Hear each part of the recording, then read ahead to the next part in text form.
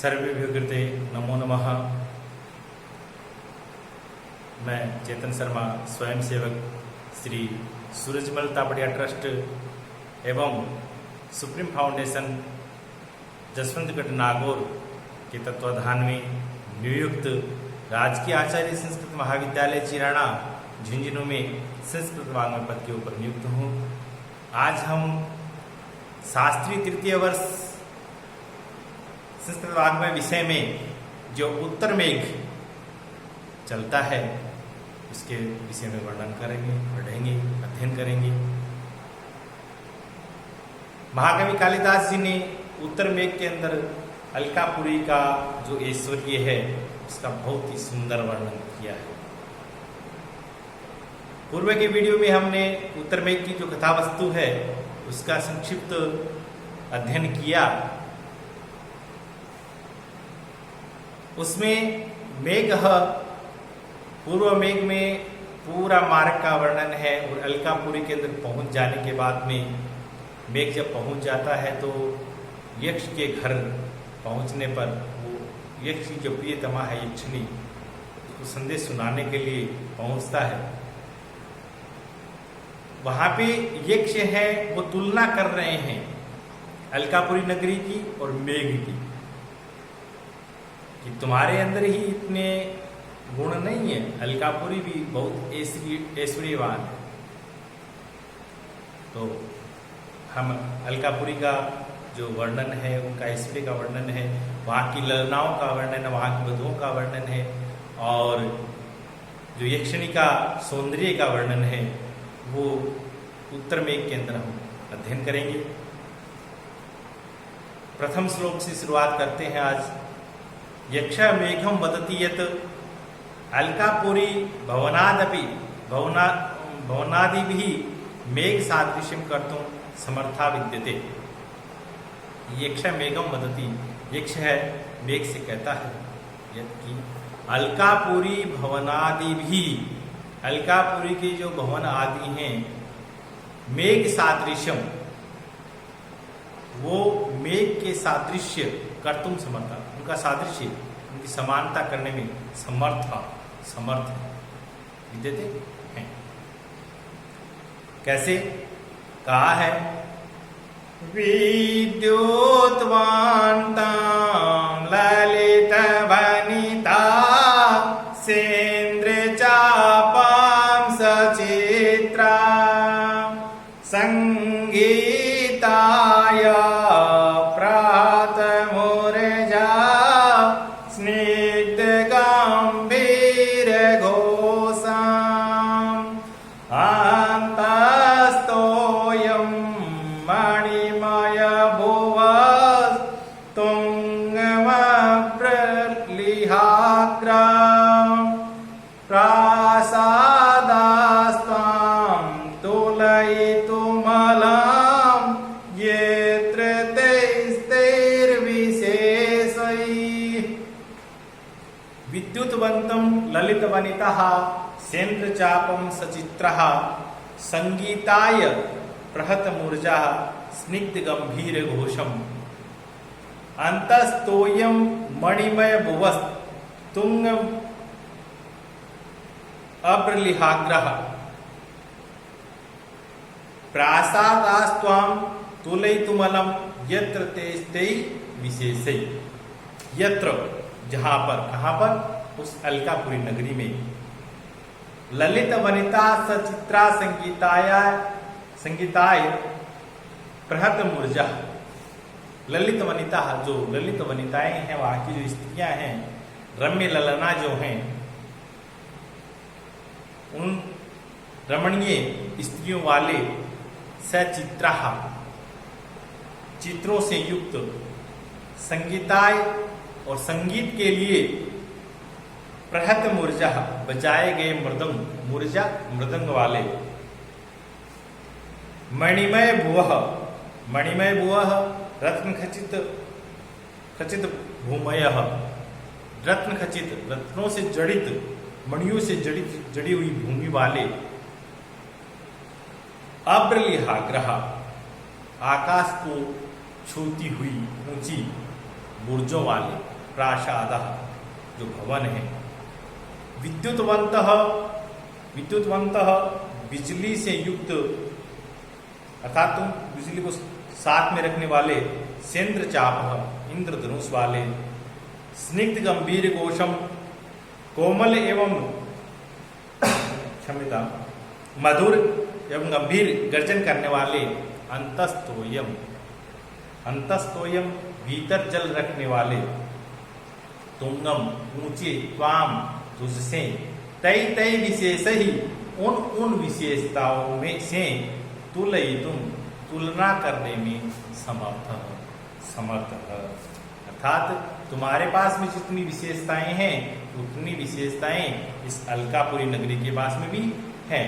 ऐसा इसने कवि ने यहाँ पे वर्णन किया कि हे मेघ कि अलकापुरी जो नगरी है वो नगरी सुंदर रमणीय स्त्रियों की जो चित्र हैं उन चित्रों से युक्त, सजी हुई, संगीत के लिए बजते हुए, हमेशा संगीत बजता रहता है और मृदंग मुरस जो ध्वनि होती रहती है वो वाले, रत्न जड़ित भूमि फर्श वाले और अत्यंत ऊंचे शिखर वाली जो अलकापुरी जो नगरी है, ऐसे ऊंचे भवन वाले, महल वाले, बिजली के साथ रहने वाले तुम और इंद्रधनुष से युक्त मधुर एवं गंभीर गर्जन करने वाले, भीतर में जल भरने से चमकीले हो आप, ऐसे और ऊंचे मेघ की अपनी अपनी जो आपकी जो विशेषताएं हैं उन विशेषताओं की जो तुलना है, बराबरी जो है वो अलकापुरी नगरी करती है। जैसे तुम्हारे पास में यदि सतरंगा इंद्रधनुष है तो अलकापुरी नगरी का जो फर्श है, वहां की जो भवनों का जो आंगन है वो भी मणियों से जड़ित है। और जैसे तुम गंभीर और मधुर ध्वनि करते हो तो वहां पर भी हमेशा संगीत और मुरज ध्वनि होती रहती है, मृदंग बजते रहते हैं। तुम ऊंचे हो तो वहां के जो अलकापुरी के जो भवन है उसकी अट्टालिकाएं भी बहुत ऊंची ऊंची हैं। इस तरीके से जो मेघ के अंदर तुम्हारे अंदर जो कांति है, जल भरने के कारण कांति, तो वहां की जो स्त्रियां हैं वो भी बहुत, वहां की ललनाएं बहुत सुंदर हैं। ऐसी जो विशेषताएं हैं तुम्हारे पास में हैं तो उस अलकापुरी नगरी के पास में भी ऐसी विशेषताएं वो भी कम नहीं है आपसे। ऐसा यक्ष है वो मेघ से कहता है कि तुम्हारे पास में जितनी विशेषताएं हैं उन विशेषताओं की जो बराबरी है, तुलना जो है वो अलकापुरी नगरी भी समर्थ है उसके अंदर। ऐसी अलकापुरी नगरी है। और उसके बाद में अलकापुरी नगरी जो है उसमें जो स्त्रियां हैं वो श्रृंगार प्रधान वाली हैं, है ना। तो उसका वर्णन क्या किया इसमें अगले श्लोक में कहा कि अलका नगरियाम स्त्रियः श्रृंगार प्रधाना सन्ति। अलकापुरी की जो स्त्रियां हैं वो श्रृंगार प्रधान हैं। तासाम श्रृंगार साधनानि अनेक विधानि पुष्पाणि सन्ति। उनके जो श्रृंगार के जो साधन हैं वो अनेक प्रकार के जो विभिन्न प्रकार के जो पुष्प हैं वो हैं। उनका वर्णन यहाँ पे किया गया है, किस किस का पुष्प और कहाँ कहाँ पर श्रृंगारित किया है, उनको लगाया गया है वहाँ की ललनाओं ने, वहाँ की स्त्रियों ने। हस्ते लीला कमल मल के बाल कुंदानुविधम नीतालोद्र प्रसवरजसा पांडुता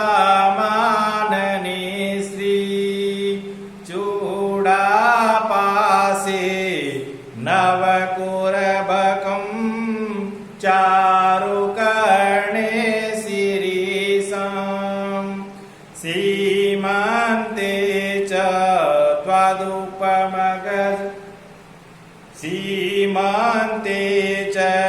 त्वदुपगमजं यत्र नीपां वधूनां। हस्ते लीला कमल मल के बाल कुंदानुविद्धम नीतालोध्र प्रसव रजसा पांडुता मानने श्री चूड़ा पासे नव कुरबकम चारुकर्णे शिरीषम सीमंते च कद उपमगजम यत्र नीपम वधूना। यहाँ पे कहा कि यत्र, यहाँ पर जिस अलकापुरी नगरी है उस नगरी में वधूनाम, जो वधुएं हैं, जो नवविवाहिताएं हैं, उन विवाहिताओं के हस्ते, हाथ में लीला कमलम, लीला करने के लिए, क्रीड़ा करने के लिए कमल के पुष्प। अलके, जो अलक है, केस पास है, जूड़ा जो बनाया हुआ है, उस जूड़े के अंदर बालकुंडानुविद्धम, बालकुंडानुविद्धम जो अभिनव जो है कुंद, ताजे कुंद के जो पुष्प हैं उनका गुंथन है। आनने, मुखमंडल के ऊपर लोत्र प्रसव रजसा पांडुताम स्नीता श्री, लोत्र प्रसव रजसा, आनने मुखमंडल पर लोद्र प्रसव रजसा, लोद्र पुष्प के जो पराग कण हैं उससे पांडुता जो धवलता है, नीता श्री, उस धवलता को प्राप्त कराई गई जो श्री है, शोभा है, विराजमान है, विद्यमान है। चूड़ापासे, और चूड़ापास के अंदर, केश पास के अंदर नव को कुर्बकम, ताजा जो कुर्बक के पुष्प हैं वो है। कर्णे चारु शीरीषम, और कर्ण में, कानों में क्या है, चारु, सुंदर, बहुत ही सुंदर, शीरीषम, शीरीष के पुष्प। सीमंते च, और सीमंत जो मांग है उसमें, उस मांग में त्वद उपमगजम, यानी तुम्हारे आने पर उत्पन्न होने वाले नीपम, नीप के, कदम के जो पुष्प हैं वो है। अर्थात क्या कहा कवि ने यहाँ पे कि यक्ष ने कहा है कि हे वेग, वहां पे तुम पहुंचोगे तो वहां पे 6 ऋतुएं, 6 ऋतुएं यहाँ पे विद्यमान रहेंगी। और ये जो पुष्प का, वहां की जो ललनाएं हैं, वहां की जो वधुएं हैं, विवाहिताएं हैं, वो श्रृंगार करती हैं। तो श्रृंगार के अंदर अलग अलग जगह अलग अलग पुष्पों का जो विधान बताया गया, लगाया गया है कि अलकापुरी के अंदर जब तुम जाओगे तो वहां की जो विवाहिताएं स्त्रियां हैं वो लीला करने के लिए कमल के पुष्प, और केश पास के अंदर, जूड़े के अंदर कुंद के पुष्प, मुखमंडल के ऊपर जो शोभा है वो लोद्र के पुष्पों के जो परागकण है, कण है, उनकी ध्वल जो शोभा है उसकी, उस शोभा को प्राप्त करेंगी। और जूड़े के अंदर नवीन कुबरक के पुष्प लगे हुए मिलेंगे, कान के ऊपर शीरीष के पुष्प लगे हुए मिलेंगे, और मांग जो है उसके अंदर इसके नीप के पुष्प, कदम के पुष्प लगे हुए मिलेंगे। अभी जगह जो पुष्प बताए गए हैं इनका सबका लगने का जो समय है वो 6 ऋतुओं के अंदर अलग अलग है। जैसे कमल का पुष्प है, लीला क्रीड़ा करने के लिए, वो कमल का पुष्प लिए हुए तो वो किसमें उत्पन्न होगा, शरद ऋतु के अंदर उत्पन्न होता है। किसमें उत्पन्न होता है, शरद ऋतु के अंदर। शरद ऋतु आ गई। वहां पे केश पास के अंदर जो जोड़े के अंदर कुंद के पुष्प लगाए हुए हैं वो हेमंत ऋतु के अंदर उत्पन्न होते हैं, वो हेमंत ऋतु आ गई। मुखमंडल के ऊपर जो मुखमंडल में जो लोत्र के पुष्प हैं वो शिशिर ऋतु के अंदर उत्पन्न होते हैं। जूड़े में जो कुबरक के पुष्प लगाए हैं वो बसंत में उत्पन्न होते हैं, और जो कान के अंदर शीरीष के पुष्प लगाए हैं वो ग्रीष्म ऋतु के अंदर उत्पन्न होते हैं। और जो मांग के अंदर कदम के पुष्पों के लिए वर्णन किया है वो कदम के पुष्प वर्षा ऋतु आने पर, ये कहा कि तुम्हारे आने पर उत्पन्न होने वाले जो कदम के पुष्प तो वो किसमें खिलते हैं, वर्षा ऋतु के अंदर कदम के पुष्प खिलते हैं। इस तरीके से 6 ऋतुओं का, 6 ऋतुओं का वहाँ पे हमेशा विराजमान 6 ऋतुएं रहती हैं। उनका वर्णन बहुत ही अच्छा तरीके से किया है, और आगे के श्लोकों का अध्ययन हम अगले वीडियो में करेंगे। जय तु भारतम, जय तु संस्कृत।